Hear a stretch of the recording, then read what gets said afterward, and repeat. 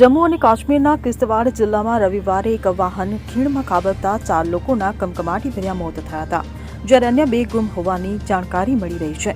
ગુમ થયેલા લોકોની શોધખોળ શરૂ કરી દેવામાં આવી હતી.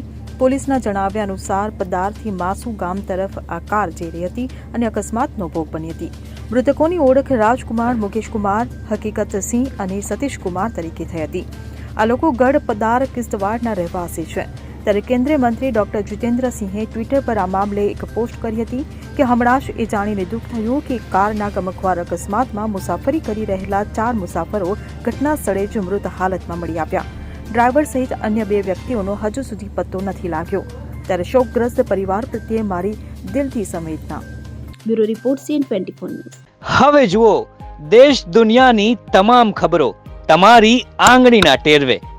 ઉઠાવો મોબાઈલ અને Google Play Store પરથી ડાઉનલોડ કરો અમારી CN24 ન્યૂઝ મોબાઈલ એપ.